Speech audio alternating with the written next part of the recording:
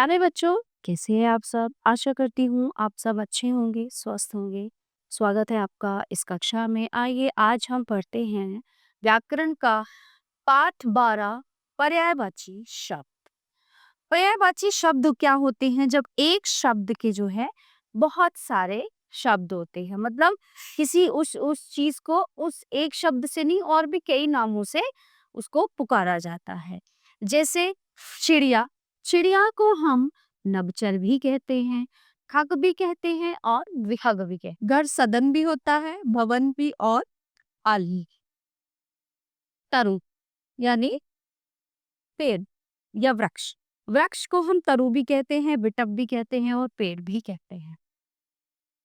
कमल को हम नीरज भी, पंकज भी और सरोज भी कहते हैं।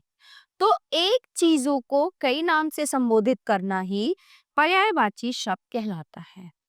तो बच्चों, आपने देखा कि प्रत्येक चित्र के साथ उसके अन्य चार चार नाम लिखे हुए हैं, अर्थात हम एक ही प्राणी या वस्तु को अनेक नामों से पुकार सकते हैं। ठीक है, नाम अलग अलग हैं परंतु उनका अर्थ एक ही है।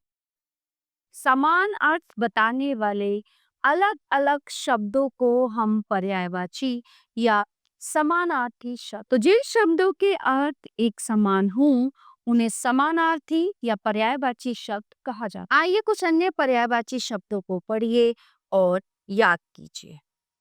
आँख, नेत्र, नयन, लोचन। समुद्र, सिंधु, जलधि, सागर। संसार, विश्व, जगत, दुनिया, हवा। पवन, समीर, वायु। जंगल, वन, विपिन, कानन। शेर, सिंह, वनराज, केसरी। लड़की, कन्या, बालिका, बाला। रात, रात्रि, निशा, रजनी। मित्र, दोस्त, सखा, मीत, माँ। माता, अम्बा, जननी। भगवान, ईश्वर, परमेश्वर, प्रभु। बेटा, सुत, पुत्र, लड़का, बगीचा। उपवन, वाटिका, उद्यान। फूल, पुष्प, सुमन, कुसुम।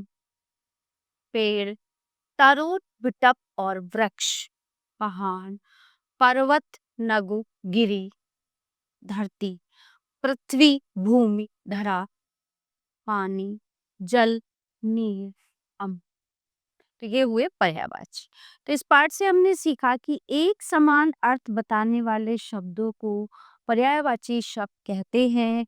एक समानार्थी को दूसरे समानार्थी से शब्द से बदल देने पर वाक्य के अर्थ में कोई परिवर्तन नहीं होता।